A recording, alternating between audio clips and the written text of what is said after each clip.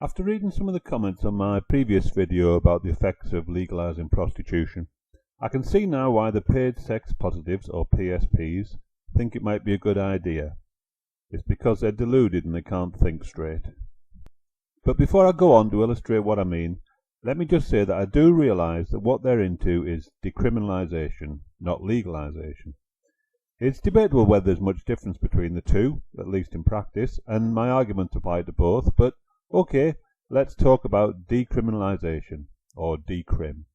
The difference, by the way, is that legalisation would involve state-regulated brothels, whereas with decrim it would all be self-regulating and we'd allow the markets to decide everything. I know, it does sound a bit like the financial crisis all over again, but apparently, in their fantasy world at least, what it would lead to is a network of self-regulating sex worker co-ops. And I'll put a link below to a video by xxxild where she gives an eloquent description of the decrim utopia. So okay, let's pretend that is how it would work out just for argument's sake. But the thing is, even their idealized version wouldn't actually solve one of the main problems associated with sex work, namely that under the present system prostitutes are suffering harm and abuse. Because, if we accept this idea that decrim would lead to the setting up of sex worker co-ops with a more civilized environment, then, by definition, civilized would mean certain limits on what the punters could do. Compulsory condoms, panic buttons and bouncers, etc. They might even be expected to give it a wash before they got a blowjob. But the thing is, any limits on what the punter can do will, by definition, leave unsatisfied the demand for what they can't do. Let's call that gonzo sex. And this unsatisfied demand will automatically create an underground sector of the sex industry where the existing uncivilized conditions still apply. And this, by the way, is unlike cannabis, where there would be nothing that the underground sector could provide, because it's not like people actually want to spend all afternoon at some bonzo's flat waiting for the man to turn up. So anyway, far from improving conditions for existing sex workers, the PSP's solution of decrim would, even if we accept their wildly optimistic scenario, simply introduce a parallel market where a new army of these co-op style sex workers could enjoy more civilized conditions. Technically, some existing individuals might improve their lives by moving to one of these co-ops, but statistically, and looking at society as a whole, if there are 1,000 people being forced to do gonzo sex at the moment, there would still be 1,000 in a PSP utopia. It's just that there would also be a parallel industry in which workers' co-ops only service the more civilized clients. Or again, if you want to be wildly optimistic, it might be 950 instead of 1,000, assuming that 1 in 20 punters would have no problem with the co-op's restrictions. In other words, under decrim, there would be, at best, a negligible decrease in the number of people having gonzo sex inflicted upon them. But in fact, these decrim co-ops would actually make things worse for several reasons.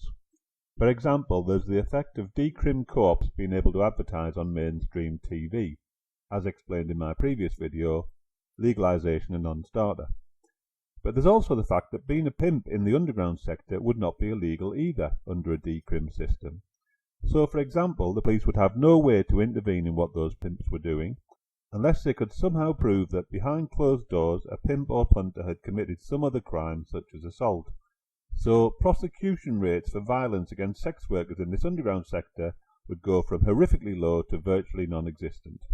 This, by the way, would be a much bigger problem under decrim compared to a system of legalized brothels. But why adopt either of these deeply flawed systems when there's a third alternative, the Swedish model, which criminalizes pimps and punters but not the sex workers? That would allow us to hunt down the pimps far more effectively, but even more importantly, we could also start to do the one thing which would actually reduce the amount of gonzo sex inflicted on prostitutes. We could start to reduce the demand for paid sex in general.